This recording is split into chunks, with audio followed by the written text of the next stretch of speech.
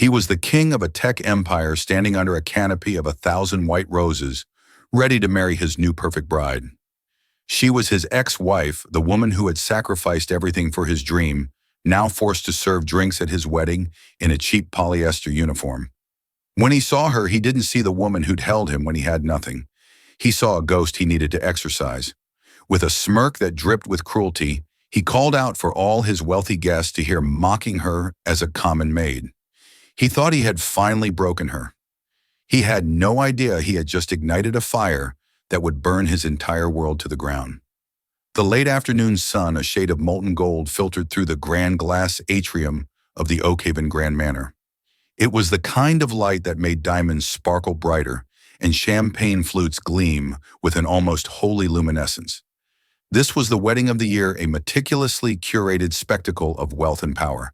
Richard Beaumont, the 36-year-old CEO of Beaumont Innovations, a man who had clawed his way from a 2-bedroom apartment to the cover of Forbes, was marrying Isabella Thorne, a socialite whose lineage was as flawless as her porcelain skin. Every detail screamed opulence. A string quartet played softly near a fountain sculpted from Italian marble. Waitstaff in crisp black and white uniforms moved like silent phantoms, their silver trays laden with canapes topped with caviar and gold leaf. Among them, almost invisible, was Eleanor Sutton. Her uniform wasn't the bespoke tuxedo of the manor's staff. It was a simple, ill-fitting black dress with a starchy white apron provided by the third-party catering service she'd found on a job board. The polyester fabric chafed against her skin, a constant irritating reminder of her current station. Just 6 months ago, she had been Eleanor Beaumont, mistress of a penthouse overlooking the city, a woman who chose fabrics like silk and cashmere. Now she was Eleanor Sutton again, anonymous, struggling and serving hors d'oeuvres at her own ex-husband's wedding. She hadn't wanted the job. When the agency assigned her the Oakhaven Manor gig, her blood had run cold. But rent was due, her car needed repairs, and pride was a luxury she could no longer afford. Richard had made sure of that. Their divorce had been brutal. His high-priced lawyers had painted her as a gold digger, conveniently erasing the 10 years she had spent supporting him, working 2 jobs so he could code his first app, selling her late father's cherished watch to fund his first server purchase. They had argued that her contributions were emotional, not financial, and the judge had agreed. He kept the empire. She was left with a pittance that vanished within months after paying her own legal fees. Her strategy today was simple: keep her head down, her eyes on the floor, and be a ghost. No one would recognize her. She looked different now. The stress had stolen the weight from her face, leaving shadows under her eyes. She wore her mousy brown hair pulled back in a severe bun, a far cry from the soft waves Richard used to love. For 2 hours, the plan worked. She was just another face in the blur of service. She refilled glasses, cleared plates, and endured the condescending glances of guests who saw not a person, but a function. The pain was a dull, constant ache in her chest, a phantom limb where her old life used to be. Then the moment she dreaded arrived. Richard and his new bride Isabella were making their way through the crowd accepting congratulations. Richard was a vision of success in his custom Tom Ford tuxedo. He exuded an aura of untouchable confidence, his laugh loud and performative. Isabella clung to his arm, a diamond necklace the size of a robin's egg glittering at her throat. Eleanor was near the Grand Oak bar replacing an empty bottle of champagne when she heard his voice closer than she expected. "And the deal with the Tokyo Consortium closes next week. It's a game changer," Richard boasted to a circle of fawning businessmen. Eleanor froze her back to him. "Don't turn around, just walk away." But her feet felt cemented to the floor. She could feel the heat of his presence, the familiar scent of his expensive cologne, a scent she had picked out for him years ago. It was Gregory Nash, Richard's longtime business partner, and the one man who had expressed sympathy for her during the divorce, who noticed her first. His eyes widened slightly in recognition and pity. He gave a subtle, almost imperceptible shake of his head, a silent warning. But it was too late. Richard followed Gregory's gaze. His eyes landed on her. For a split second, a flicker of confusion crossed his face. Then it was replaced by a slow, cruel dawn of recognition. A smirk, venomous and triumphant, spread across his handsome features. He saw her cheap uniform, the tray in her hand, the exhaustion in her posture. And he saw an opportunity. He deliberately raised his voice, ensuring the entire circle of his sycophantic guests could hear. "Excuse me, waitress," he called out, his tone dripping with theatrical condescension. Eleanor's heart hammered against her ribs. Every instinct screamed at her to run, to disappear. But she was trapped. Slowly, mechanically, she turned to face him. Her eyes, which once looked at him with love and adoration, were now a flat-guarded gray. "Yes, sir," she managed, her voice a reedy whisper. Richard let out a short, sharp laugh. "I knew you looked familiar, Isabella, darling. Look at this. It's my ex-wife, Eleanor." Isabella Thorne, who had been smiling placidly, looked Eleanor up and down with a delicate, dismissive frown. It was the look one might give a piece of furniture that was slightly out of place. "Oh," Isabella said, her voice tinkling like ice in a glass. "How quaint." The guests murmured, their eyes darting between the triumphant CEO and the woman in the server's uniform. The air grew thick with a perverse, voyeuristic tension. Richard stepped closer, invading her personal space. He lowered his voice to a conspiratorial growl, but it was still loud enough for those nearby to hear. "Well, well, Eleanor. Looks like you finally found your station in life.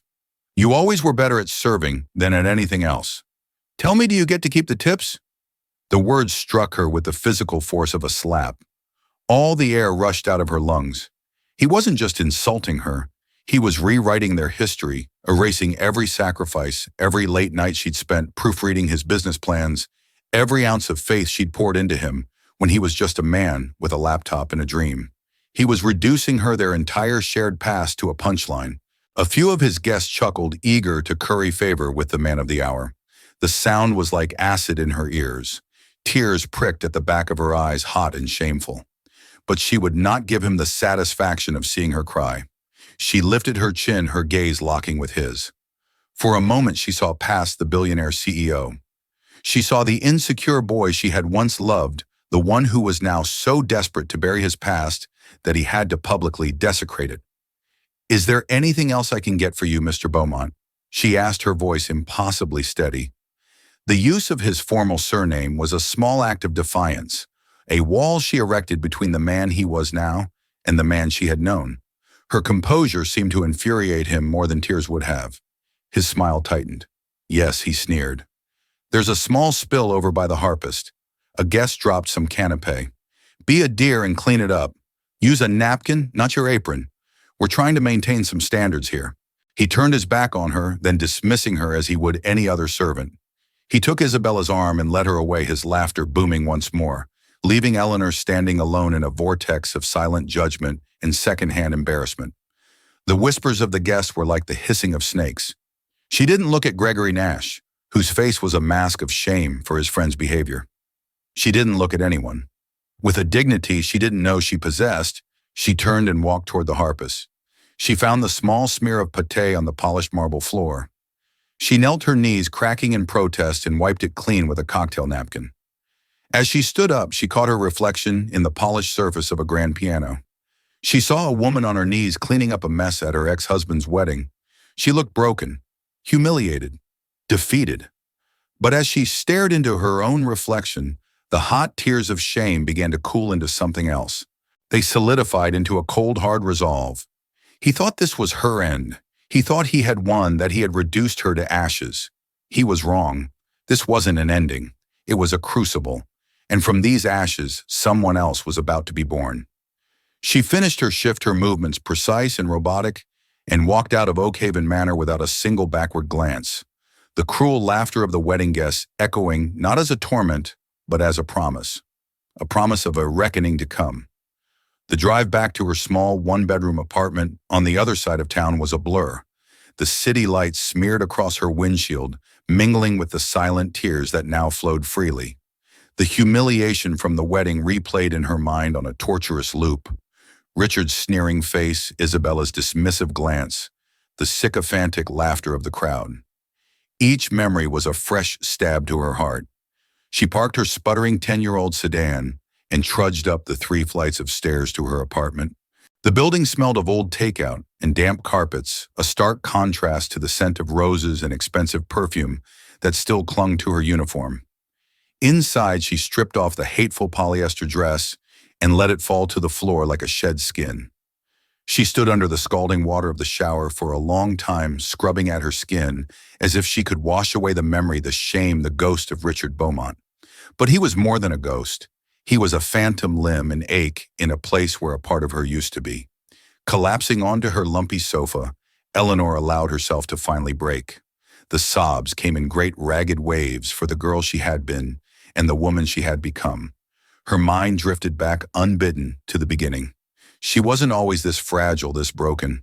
She had been a promising art history PhD candidate at Columbia University, specializing in post-war European art. She had a fire in her, a passion for finding beauty and meaning in the abstract. Then she met Richard Beaumont at a campus coffee shop. He wasn't a CEO then. He was a brilliant, obsessive computer science student with a revolutionary idea for a data streamlining algorithm. He was charming, intense, and utterly convinced he was going to change the world. She fell for the dream as much as she fell for the man. When his student loans ran out, she dropped out of her PhD program. Just for a year, they'd said to work as a paralegal and a waitress to support them. The year stretched into 2, then 5. Her academic ambitions were packed away in a box, gathering dust under their bed. When his parents refused to mortgage their home to give him seed money, Eleanor, without a second thought, sold a small collection of rare first-edition books her grandfather, an avid collector, had left her. The $52,000 from that sale became the initial investment for Beaumont Innovations.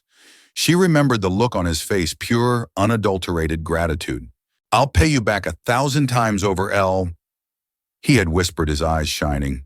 "We're a team. This is our company." For years they were a team. She managed the books, handled the HR for their first few employees, and was his sounding board for every decision. She celebrated every small victory and held him through every crushing setback. Her life became a supporting role in the grand production of his success. The success came slowly at first, and then like a tidal wave. The company went public. The awkward coder from the coffee shop became a tech mogul. The money changed him. The we slowly became I. He started saying, "When I built this company and my vision," he grew embarrassed by their humble beginnings. He traded their cozy apartment for a sterile penthouse.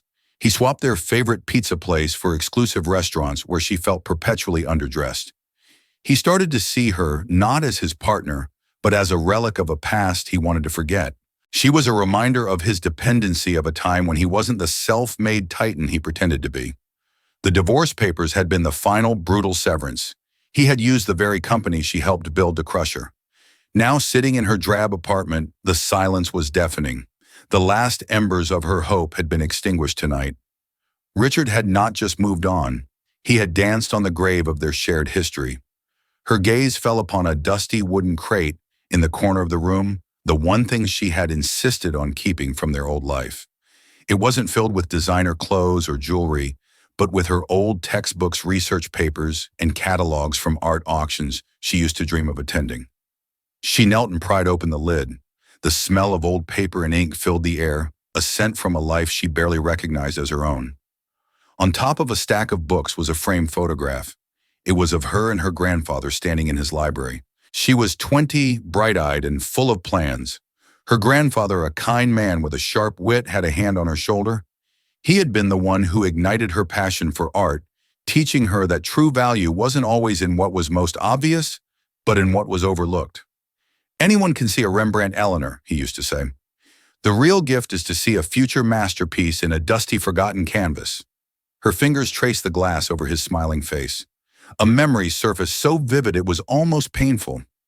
It was from an art auction she had attended with him a year before he passed away.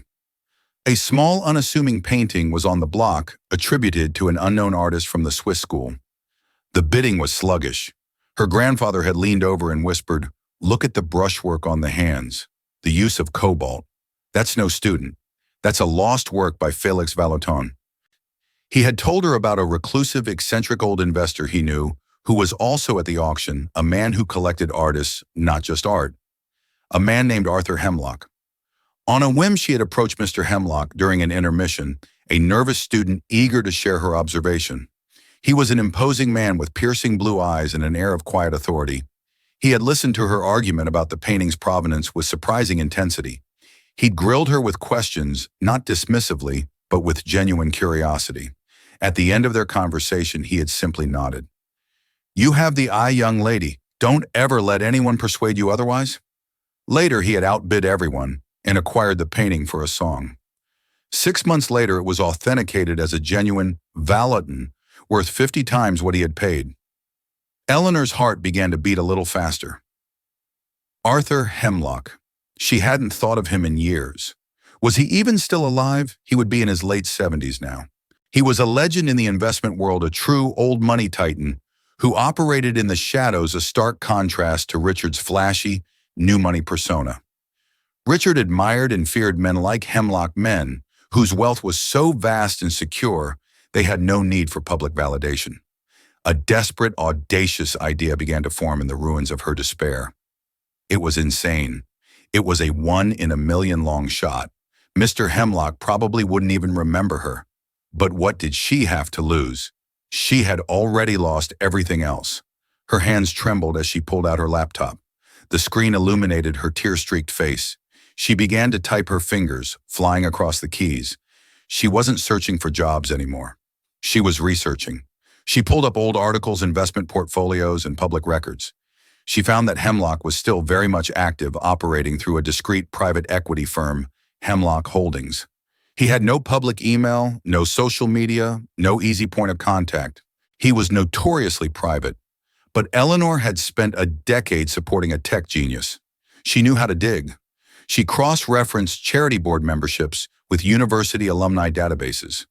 She remembered her grandfather mentioning Hemlock was a benefactor of the New York Historical Society. After 2 hours of relentless searching, she founded a single obscure email address from an old donor list linked to his private foundation. Her finger hovered over the compose button. What could she possibly say?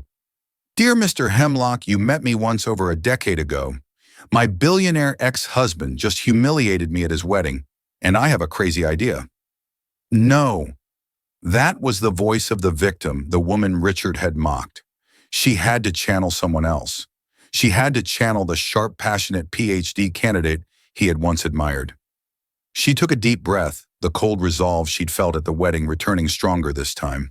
She began to write. She didn't mention Richard. She didn't mention her divorce or her financial ruin. She kept it professional, concise, and bold. Subject A, proposition regarding overlooked assets. A follow-up from the Valaton auction.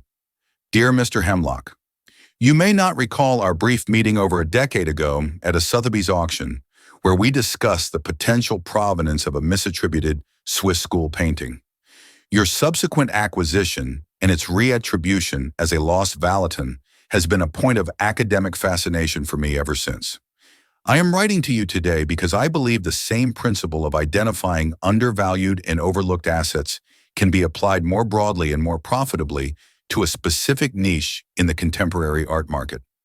The current market is hyper-focused on a handful of brand-name artists creating a significant bubble while simultaneously ignoring a wealth of extraordinary talent that is critically undervalued. There is a market inefficiency waiting to be exploited. I have developed a comprehensive business proposal for a boutique art consultancy and investment firm.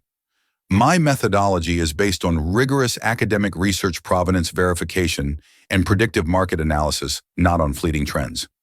The goal is to curate portfolios of high-growth potential artists before they are discovered by the mainstream, generating exceptional returns for discerning investors. I know your time is invaluable. However, I am confident that my strategy offers a unique and compelling opportunity. I would be grateful for 20 minutes of your time to present my plan. Sincerely, Eleanor Sutton. She read it over a dozen times, her heart pounding. It was audacious. It was presumptuous. It was the most terrifying thing she had ever done. With a shaking hand, she clicked send.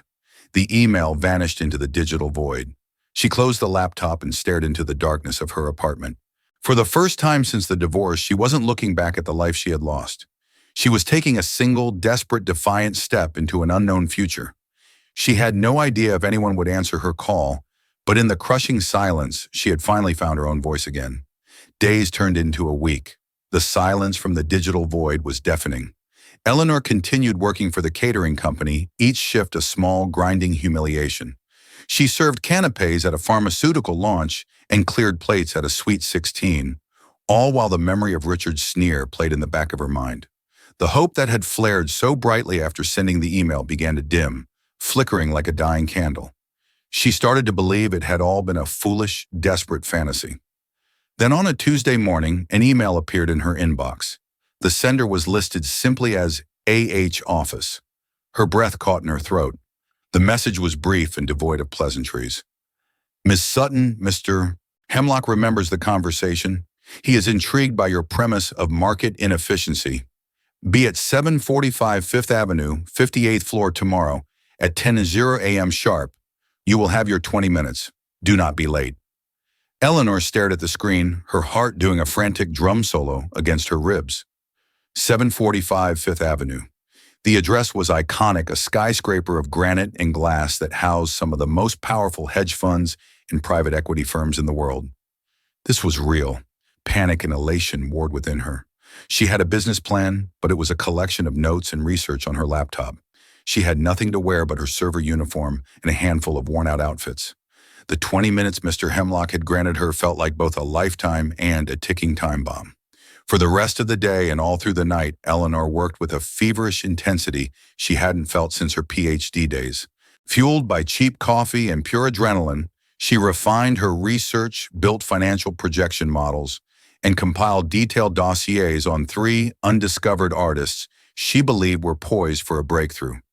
She condensed it all into a sleek professional presentation. This was her one shot and she would not miss.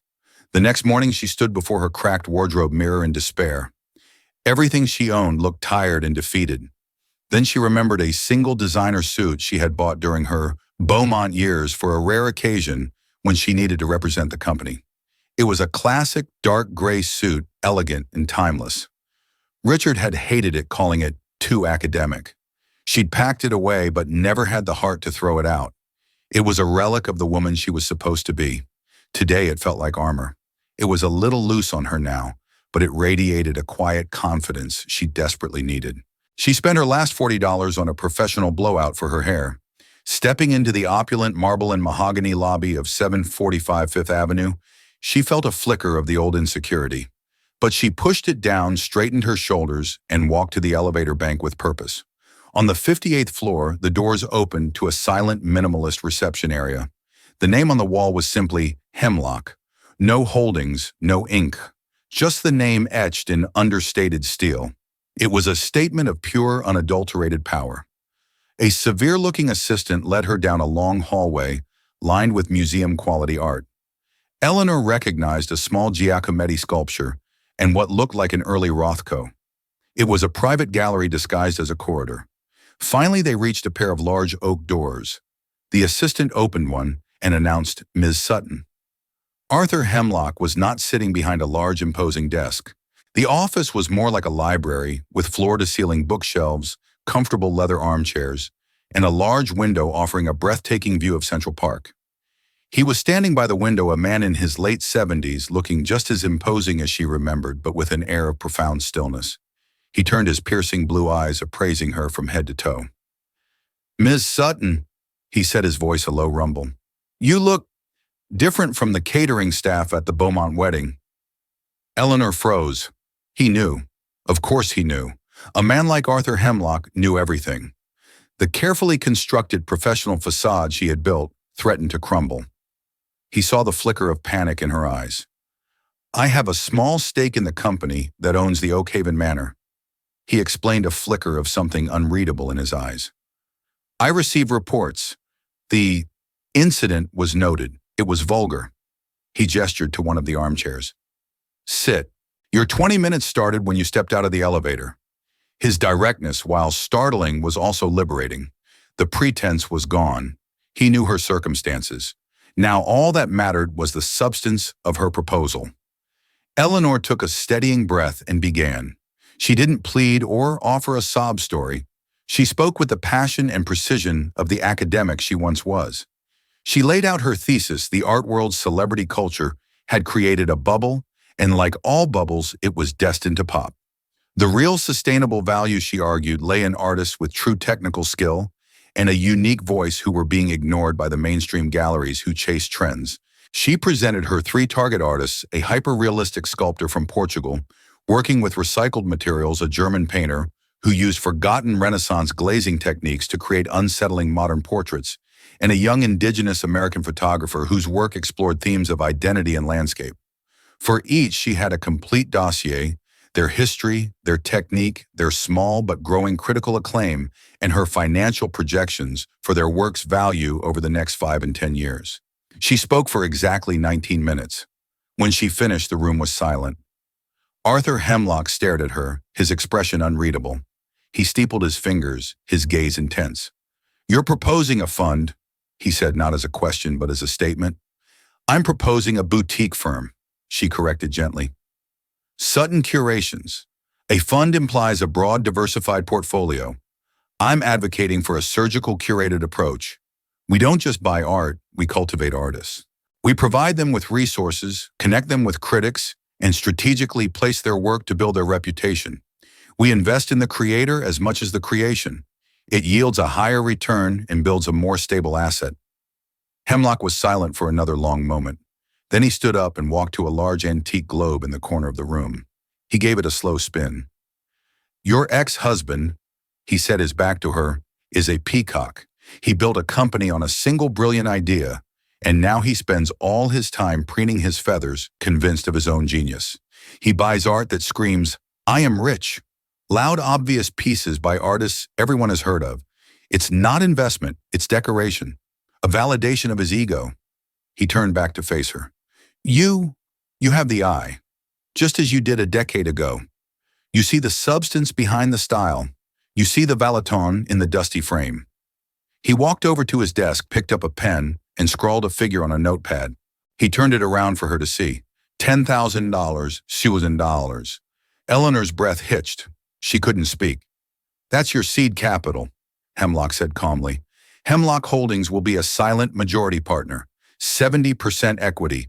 You will be the managing director with full operational autonomy and a 30% stake that vests over 4 years. You will take a respectable but not extravagant salary. The profits, however, we will share according to our equity. I will provide the capital and the connections.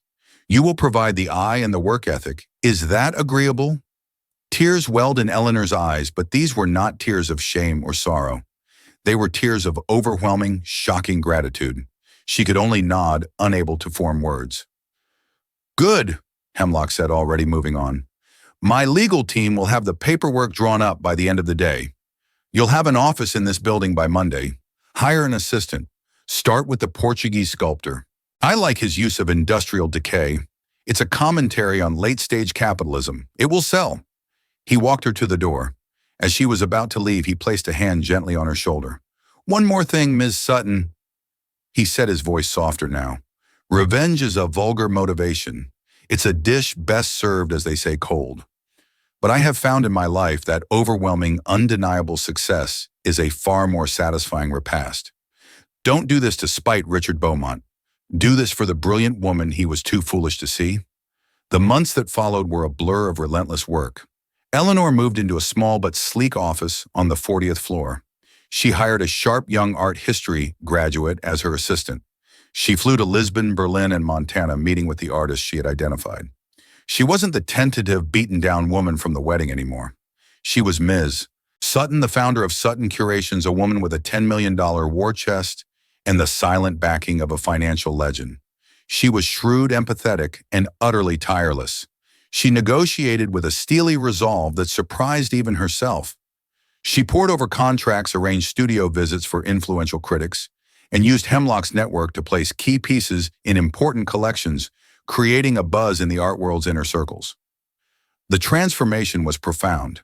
She started dressing the part not in flashy clothes like Isabella, but in elegant, powerful pieces that mirrored her newfound confidence. The shadows under her eyes were replaced by a determined gleam. She was no longer a supporting character in someone else's story. She was the author of her own. 6 months after her meeting with Hemlock, Sutton Curations made its first major splash. Eleanor brokered a private sale of a single sculpture by her Portuguese artist to a renowned Swiss museum for $1. $2 million apiece she had acquired for the firm for just $80,000. The art journals and financial papers took notice. Mysterious new firm, Sutton Curations, redefining art investment. One headline read, Eleanor allowed herself a small private smile. She was no longer a ghost, she was a player, and she was just getting started.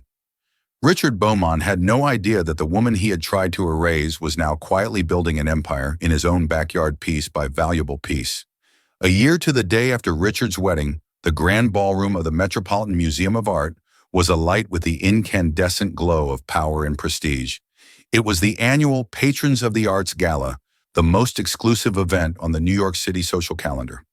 It was a place to see and be seen, a hunting ground for deals, and a showcase for dominance. Richard Beaumont was in his element.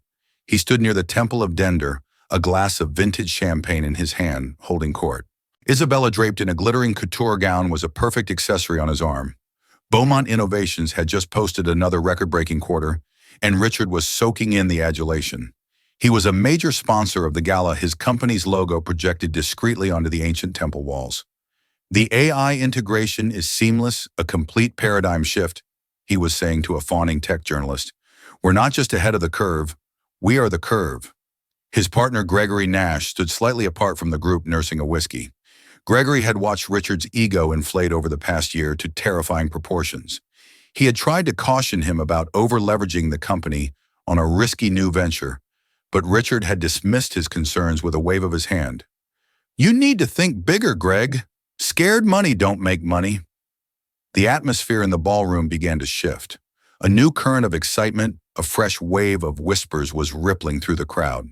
The talk wasn't about tech or stocks, it was about art.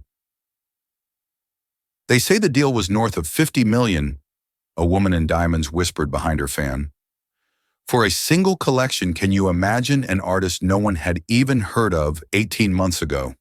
Another voice hissed. The firm behind it is called Sutton Curations. Run by some wonderkin, apparently she has the Midas touch. Richard overheard the chatter and scoffed. Sutton Curations? He said to Gregory with a dismissive smirk. Sounds like a company that sells throw pillows. Probably another flash in the pan funded by Daddy's money. Gregory, however, looked uneasy. He had been hearing that name for months in serious financial circles. It wasn't a flash in the pan. It was a silent, lethal predator. I wouldn't be so sure, Rich, he muttered. They say the principal is brilliant. Has the backing of Arthur Hemlock. Richard's smirk faltered for a fraction of a second. The name Hemlock always commanded respect even from him, but the name Sutton still registered as nothing more than a common surname, a ghost he had long since banished. The gala's host, the director of the museum, tapped the microphone on the stage. Ladies and gentlemen, if I may have your attention. A hush fell over the room. Tonight, the director began, his voice resonant with excitement. We celebrate not only the timeless beauty that surrounds us, but also the visionaries who ensure that art continues to thrive. This year, the museum has made its most significant acquisition of contemporary art in a decade. A groundbreaking collection by the photographer James Blackwood, whose work brilliantly recontextualizes the American landscape. He paused for dramatic effect. This acquisition, valued at over $60 million, was made possible through an extraordinary partnership. The visionary who discovered Mr. Blackwood, who nurtured his talent and who brokered this landmark deal, has in less than 2 years reshaped the landscape of art investment. She has proven that substance can triumph over speculation and that true genius is timeless. Richard shifted impatiently, bored by the speech. He wanted the focus back on him, the titan of tech. Isabella was busy scanning the crowd for rival socialites. Ladies and gentlemen, the director boomed. It is my profound honor to introduce the founder and managing director of Sutton Curations, the brilliant mind behind this historic acquisition. Please welcome Ms. Eleanor Sutton. The name hit the air like a sonic boom. Richard froze mid-sip the champagne flute, trembling in his hand. Sutton, Eleanor Sutton. It couldn't be. A wave of cold dread washed over him. He turned his head toward the stage, his mind refusing to process what his ears had just heard. And then he saw her. Walking out from the wings was not the broken, mousy-haired woman in a cheap polyester uniform he had mocked. The woman on the stage was a queen. Eleanor moved with a serene, unshakable confidence. She was wearing a bespoke gown of deep emerald silk that clung to her frame, accentuating a strength and grace he had never seen in her. Her hair was styled in an elegant chignon, and a simple but stunning pair of diamond earrings, a personal gift from Arthur Hemlock, were her only adornment. She wasn't just beautiful, she was formidable. Her presence commanded the entire room. A collective gasp went through the crowd. Hundreds of eyes darted from the luminous woman on the stage to the ashen-faced CEO standing by the temple. They remembered. Everyone who had been at the wedding, who had heard the cruel jokes and witnessed the humiliation, remembered. The connection was made in an instant, a silent, shocking thunderclap of realization. Isabella's perfectly made-up face was a mask of disbelief. Her hand, which had been resting on Richard's arm, fell away as if she'd been burned. Gregory Nash simply stared, a slow smile of pure, unadulterated admiration spreading across his face. Eleanor stepped up to the podium, her calm gaze sweeping over the sea of stunned faces. Her eyes met Richard's for a fleeting, electrifying moment. There was no hatred in her gaze, no anger. There was nothing. It was the cool, dispassionate look of a victor, and it was more terrifying than any curse. The flashbulbs of the press, which had been aimed at Richard all evening, now swiveled and exploded in a volley of light, all directed at her. In that moment, Richard Beaumont, the king of his own universe, became a background character. He was eclipsed utterly and completely by the ghost he thought he had destroyed. The world had not just forgotten him. It had tilted on its axis, and Eleanor was now the sun. The shock was so profound, so absolute, that all he could do was stand there, his world crumbling, in the blinding glare of her triumph. Eleanor stood at the podium, bathed in the warm stage lights and the storm of camera flashes. The silence in the grand hall was absolute, thick with astonishment. She looked out at the assembly of the city's most powerful people, her gaze calm and her posture radiating a quiet power that no amount of money could buy. "Thank you, Director," she began, her voice clear and steady, amplified by the microphone. It was the same voice that had whispered encouragement to Richard in their tiny apartment, but now it held a new resonance, a new authority. "It is an honor to be here in this temple of human creativity." She did not look at Richard. She didn't have to. Every word she spoke was aimed at him like a precisely calibrated missile. "The philosophy behind Sutton Curations is simple," she continued. "We believe in the enduring power of substance. In a world that is increasingly loud, distracted, and obsessed with fleeting trends, we seek out what is real, what is lasting. We look for the value that others have overlooked, the beauty that has been discarded, the genius that has been silenced." A murmur went through the crowd. The subtext was as clear as the diamonds on Isabella's neck. They all knew the story now. The humiliated maid, the triumphant queen. "James Blackwood's work is a testament to this philosophy," she said, gesturing toward a large screen where one of his haunting photographs was now displayed. "He saw majesty in forgotten landscapes, the very places our society is quick to pave over and forget. He reminded us that there is profound strength to be found in what was left behind. It is often in the quiet, overlooked corners that true worth resides, waiting for someone with the patience and the vision to recognize it." She gave a small, elegant smile. "Our success is not a mystery. It is the result of looking where no one else is looking. It is about believing in potential when others only see failure. It's about having the courage to invest in a second act." "Thank you." She didn't raise her voice. She didn't need to. The speech was a masterclass in grace and power, a public undressing of Richard Beaumont's character, without ever mentioning his name. The applause was thunderous, a genuine rolling ovation that shook the hall. It wasn't just for the deal, it was for her resilience, for her spectacular, unbelievable comeback.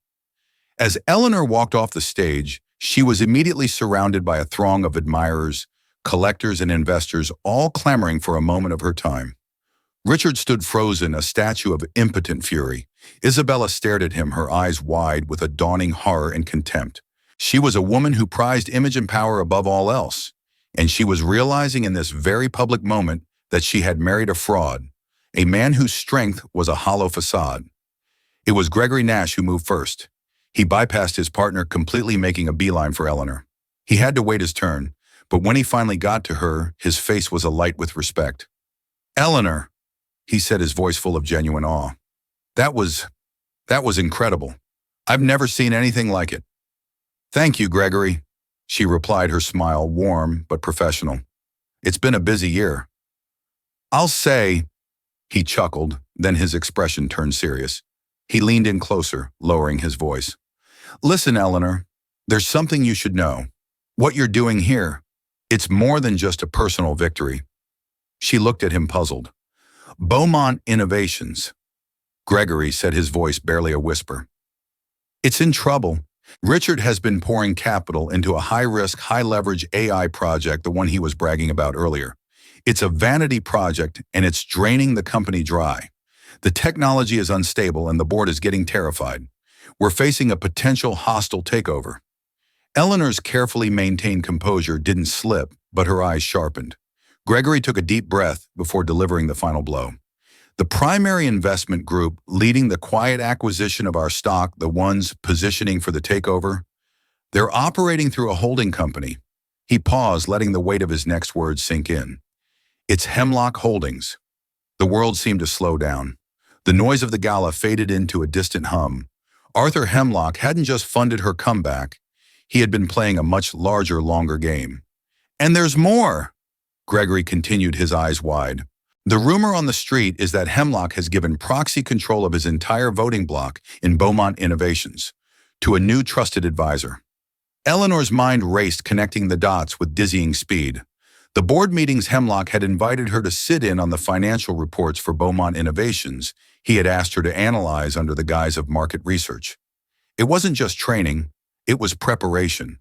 She was now one of the largest, most powerful stakeholders in her ex-husband's company. She held his fate in her hands. Just then, the crowd around her parted. Richard Beaumont stormed toward her, his face a mottled mask of rage and disbelief. His polished veneer had been stripped away, revealing the raw, insecure man beneath. Isabella was nowhere in sight. She had already abandoned the sinking ship. "You!" he hissed, his voice trembling with fury. "How did you do this, that old man? Hemlock, what did you do?" Eleanor faced him, no longer the trembling server, but his equal and perhaps his superior. "Hello, Richard," she said, her voice chillingly calm. "This is my night, my event," he sputtered, gesturing wildly. "You think you can just walk in here and—" "Your event?" Eleanor interrupted, her voice cutting through his tirade like glass. "This is a celebration of art and vision, Richard. Something you've never understood. You don't buy art, you buy trophies. Just like you don't build partners, you acquire assets. And when they no longer serve to inflate your ego, you discard them."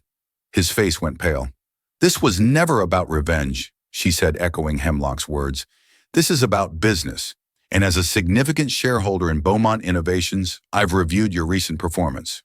Your paradigm shift AI project is a catastrophic cash burn with no viable path to profitability.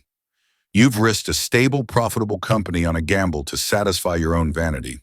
The board is concerned." The word shareholder landed like a physical blow. He stared at her, the blood draining from his face as the horrific implications dawned on him. "The board meeting is tomorrow at 9 a.m. Eleanor stated, her voice devoid of all emotion. "Your resignation will be the first item on the agenda. It will be accepted. Gregory will be appointed interim CEO. He actually understands the meaning of fiduciary duty." Richard looked from Eleanor's cold, determined face to Gregory's grimly resolved one. He was cornered, outmaneuvered, and utterly defeated. The architect of her public humiliation was now facing his own far more permanent ruin, delivered by her hand. "You can't," he whispered, the last of his bluster gone, replaced by a pathetic plea. "Eleanor, please. Everything I built—" "You mean everything we built," she corrected him softly for the last time. "And now I'm simply protecting my original investment." She held his gaze for a final moment, then turned without another word and walked away, rejoining the circle of admirers who were waiting for her. She didn't look back. Richard Beaumont was left standing alone in the middle of the grand hall, a relic in his own museum of success. The flashes of the cameras, the whispers of the crowd, the projection of his company's logo on the ancient stone walls, it was all for nothing. He had tried to mock his ex-wife as a maid, and in return, she had calmly and quietly taken his entire kingdom. In the end, Eleanor's story became a legend whispered in boardrooms and galleries across the city. It wasn't just a tale of revenge. It was a powerful testament to resilience, integrity, and the quiet, unyielding strength of a woman who refused to be defined by the man who tried to break her. She never sought to destroy Richard for the sake of vengeance. Instead, she focused on building herself, and in doing so, she created a success so total and undeniable that his world simply couldn't exist in the same orbit. She continued to lead Sutton Curations to staggering new heights, becoming one of the most respected names in the art world forever, proving that the greatest masterpiece she ever curated was her own life. What did you think of Eleanor's incredible journey? Was her final move the perfect checkmate? Let us know your thoughts in the comments below. If you were inspired by her story of triumph over betrayal, don't forget to hit that like button, share this video with someone who needs a dose of inspiration, and subscribe to our channel for more unforgettable stories.